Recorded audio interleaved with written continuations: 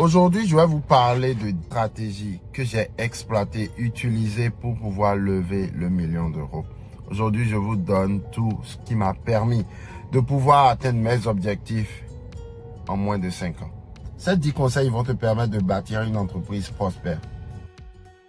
Tu as peut-être l'impression parfois de penser que tu n'es pas fait pour l'entrepreneuriat, que tu ne réussiras pas dans l'entrepreneuriat. Eh bien, laisse-moi te dire quelque chose. Chaque entrepreneur qui réussit a dû douter de lui un moment ou un autre. Mais ce qui distingue ceux-là qui réussissent, c'est leur persévérance à continuer, leur persévérance à surmonter. Dans cette vidéo, je vais partager avec toi quelques techniques, quelques stratégies qui m'ont aidé à construire un état d'esprit entrepreneurial de gagnant. Je suis convaincu que ces stratégies fonctionneront aussi avec toi. La première étape est d'adopter une attitude positive. Tout dépend de votre pouvoir de pensée positive. Si vous pensez que vous pouvez réaliser quelque chose, vous allez pouvoir atteindre vos objectifs. De moins, vous avez plus de chances de pouvoir les atteindre.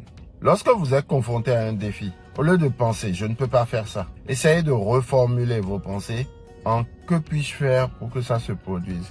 Hier, j'ai lu un livre. Le nom du livre, c'était Who Not How. Un très bon livre que je recommande à toute personne qui veut réussir dans l'entrepreneuriat.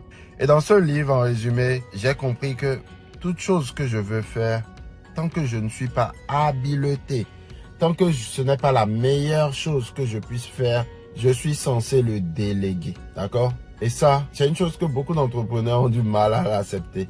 Au lieu de vous concentrer sur vos faiblesses, concentrez-vous sur vos forces, ce que vous pouvez apporter, la plus-value que vous pouvez apporter. Concentrez-vous sur vos atouts. La deuxième stratégie est d'accepter l'échec. Vous devez accepter l'échec parce que l'une des plus grandes craintes des entrepreneurs est d'accepter l'échec. Mais la vérité est que l'échec fait partie inévitablement du parcours entrepreneurial. Chaque entrepreneur a échoué et à un moment ou à un autre, vous échouerez. C'est la façon dont vous réagissez à l'échec qui compte. Vous devez accepter l'échec car l'échec fait partie du parcours. Au lieu de vous attarder sur vos échecs, utilisez cet échec comme une expérience expérimentale, une expérience d'apprentissage. Prenez le temps de réfléchir à ce qui n'a pas fonctionné, utilisez ces leçons pour améliorer et faire des choses différemment pour les prochaines fois. Comme Thomas Edison l'a si bien dit, je n'ai pas échoué. Il disait, il a juste trouvé 1000 façons qui ne fonctionnaient pas. D'accord? La troisième stratégie, qui est l'une des plus importantes, entourez-vous de personnes positives. Je ne cesserai jamais de le dire. Vous êtes la moyenne des 5 personnes que vous côtoyez. Votre état d'esprit est fortement influencé par les personnes avec lesquelles vous vous entourez, les amis. S'entourer de personnes négatives qui vous rabaissent constamment et vous disent que vous n'allez jamais atteindre vos objectifs ne vous aidera pas. Entourez-vous de personnes positives qui partagent les mêmes idées et qui vous inspirent à vous améliorer. Rejoignez des groupes d'entrepreneurs, en l'occurrence des groupes d'entrepreneurs de personnes qui sont dans la location de voitures si vous êtes intéressé par la location de voitures. Moi j'ai un groupe et si vous êtes intéressé par ce groupe, je vous en parle à la fin de cette vidéo. De plus, assistez à des événements de réseautage. Et lors de ces événements de réseautage, vous allez pouvoir rencontrer d'autres entrepreneurs à parcours similaire. Quatrième stratégie, restez motivé en vous fixant des objectifs. Vous savez, lors de votre parcours entrepreneurial, vous allez être découragé à certains moments. Se fixer des objectifs est un moyen incroyable pour rester motivé et concentré. Et vous concentrer sur ce que vous avez à accomplir. Commencez à vous donner des objectifs à court terme et à long terme, d'accord? Des objectifs que vous devez faire dans 5 jours, dans 5 mois, dans 5 ans, d'accord? Décomposez ces objectifs à long terme des plus petits aux plus grands, d'accord? Et surtout, n'oubliez pas de célébrer vos réalisations au cours de la route, d'accord? Cela vous aidera à rester motivé et concentré sur vos objectifs finaux. Cinquième stratégie, agissez et soyez résilient. Passez à l'action, les gars. Il y a que ça de vrai, le passage à l'action. L'une des principales différences entre les entrepreneurs qui réussissent et ceux-là qui parlent plus, ceux-là qui échouent, c'est ceux qui n'agissent pas. Vous savez, pour quelqu'un qui n'a jamais passé à l'action, il a 100% de chance d'échouer parce qu'il n'a même pas encore essayé. Les entrepreneurs qui réussissent n'attendent pas que les opportunités se présentent à eux. Ils les créent. Vous devez créer vos opportunités. Mais ce n'est pas toujours facile, je suis d'accord. Cela dépend du travail acharné que vous allez abattre et de la résilience que vous aurez tout au long de votre parcours. Vous allez faire face à des obstacles, c'est clair. Vous aurez des revers, des contraintes, des échecs sur le parcours, c'est évident. Mais il y a une chose qui est importante. Vous devez continuer d'avancer et vous ne devez pas baisser les bras. Vous savez, il y a une citation qui dit que seuls ceux qui arrêtent d'avancer n'atteignent pas leur destination. Donc, continuez. La 6e stratégie est d'accepter le risque, mais avec une approche calculée. L'entrepreneuriat est intrinsèquement risqué. Il faut être franc avec vous. Tout le monde ne devient pas entrepreneur. Vous construisez quelque chose. Vous êtes en train de construire quelque chose en partant de zéro. Il n'y a aucune garantie que cela fonctionne. Je vous assure que c'est vrai. Vous savez, quand j'ai commencé, j'avais pas de modèle économique à copier. Donc, je me suis mise dans la location un peu comme une personne lambda. Et j'ai vu beaucoup passer sous mes yeux. Croyez-moi, l'ignorance peut parfois vous coûter très cher. Je vous le dis car c'est basé sur ma propre expérience. Je vais vous raconter ma petite histoire sur l'une de mes toutes premières locations sur la plateforme Getaround. Nous étions en 2018, si je me rappelle bien, en été 2018.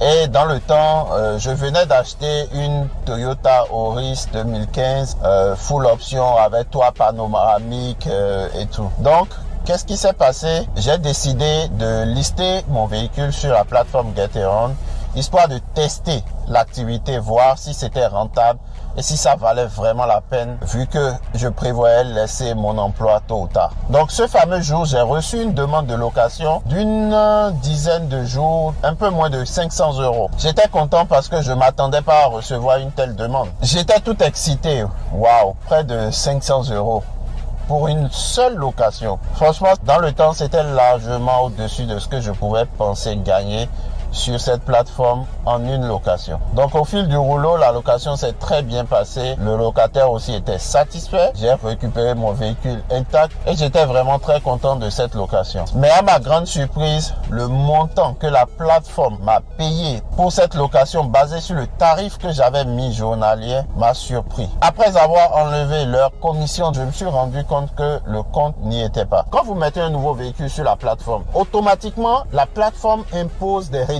Mais ces réductions, vous êtes libre de les accepter ou de les mettre à zéro. Nous sommes dans un business, nous ne sommes pas là pour faire de la charité. Moi, personnellement, j'ai la manière dont je gère. Donc, ce jour-là, je ne sais pas ce qui s'est passé, mais je suis rentré dans les chiffres et j'ai fait mes calculs.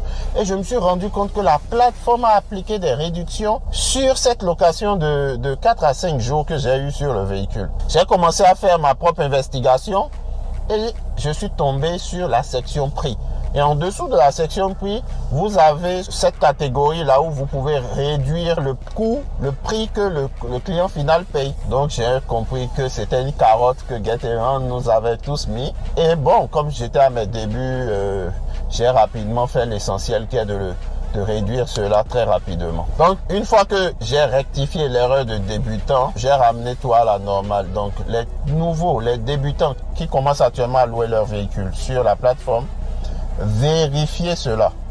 Vérifiez que vous n'êtes pas en train de tomber dans ce piège, car beaucoup ont laissé des plumes. Donc retenez qu'une fois que vous installez chaque véhicule, même si c'est dans 6 mois, même si c'est dans 1 an plus tard, la plateforme va toujours mettre par défaut cette réduction. Donc vous devez avoir le réflexe d'aller réduire ou désactiver ce pourcentage de réduction que la plateforme met de manière standard sur tous les véhicules que vous enregistrez sur la plateforme. Si vous n'avez rien compris en une phrase, aujourd'hui ce que je suis en train de dire, c'est que quand vous enregistrez le véhicule sur la plateforme, vous devez aller dans la section prix et réduire le tarif de réduction alloué au client. La deuxième chose que j'aurais voulu connaître avant de me lancer est que les véhicules déprécient. Les véhicules sont des biens qui déprécient. Ce n'est pas comme de l'immobilier qui s'apprécie. Bien qu'on est dans un climat aujourd'hui qui permet à certains véhicules d'apprécier en valeur. J'en parlerai un peu plus tard dans la vidéo et je prendrai un exemple spécifique. Mais comprenez simplement qu'aujourd'hui, lorsque vous achetez un véhicule, le véhicule déprécie.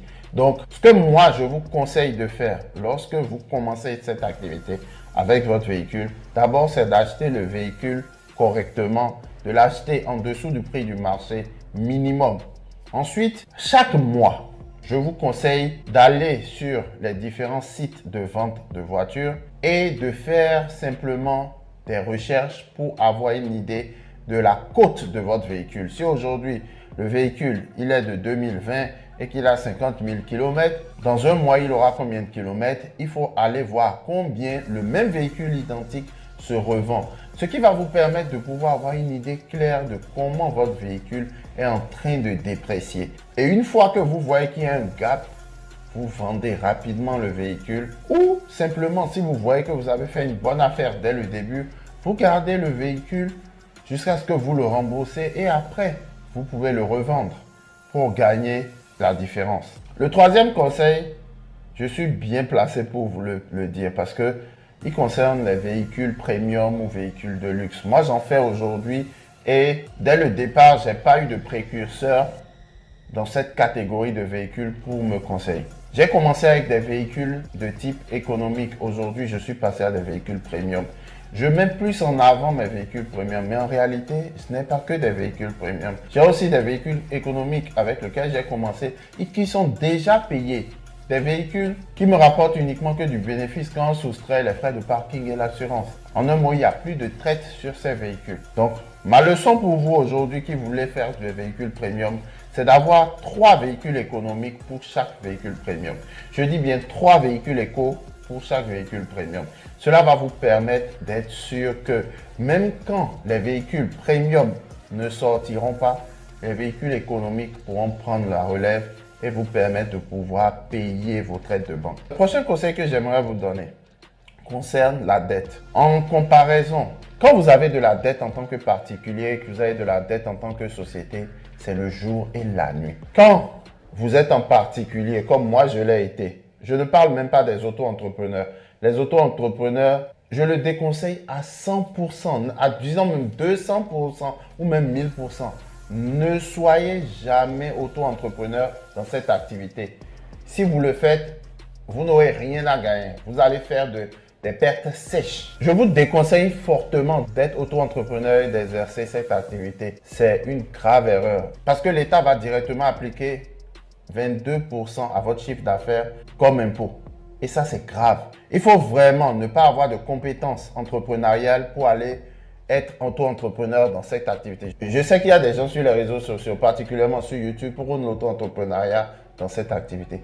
C'est une grave erreur. Je m'en vais vous expliquer pourquoi. À la rigueur même, vous pouvez être en particulier si vous avez des enfants, si vous avez vraiment des abattements pour rester dans votre tranche fiscale. Par exemple, je prends le cas par exemple d'un couple avec 3 enfants. Ils ont jusqu'à 65 000 € et ils auront un abattement de 50% avant même de pouvoir payer des taxes. Mais ce que moi je vous recommande fortement, c'est plutôt de créer une entreprise. Parce que quand vous avez de la dette et vous créez une entreprise, l'avantage de l'entreprise, c'est que vous pourrez défiscaliser, vous pourrez amortir les véhicules, vous pourrez amortir le parking, vous pouvez amortir comptablement votre assurance. Je prends un cas concret. Vous gagnez 100 000 € au bout d'une année, de janvier à décembre, une année d'exercice comptable, et que vous avez vos véhicules qui sont à crédit, que vous avez acheté par une banque ou une institution financière. Supposons que vous avez acheté 9 voitures et que pour chaque voiture, vous payez 500 €. Les 9 vont vous revenir à 4 500 par mois. Donc, cela fait x 12, 54 000 par an. Donc, le comptable va retirer des 100 000 € de chiffre d'affaires, les 54 000 € qui représentent les traites de banque. Ensuite, l'assurance. Ensuite, les charges de parking. Une fois qu'on retire tout cela, vous aurez enfin votre résultat net. Vous pourrez mettre une partie de votre loyer si vous domiciliez votre entreprise à votre domicile. Vous pourrez même soustraire des voyages, des restaurants, d'affaires, même si, pour être franc, vous allez avec votre conjoint. Vous mettez toutes ces charges-là sur l'entreprise. Dans l'exemple de tout à l'heure, où on a 54 000 € qui représentent les traites de véhicules, quand on ajoute le parking, l'assurance et tout, ça peut monter à 75 000 €.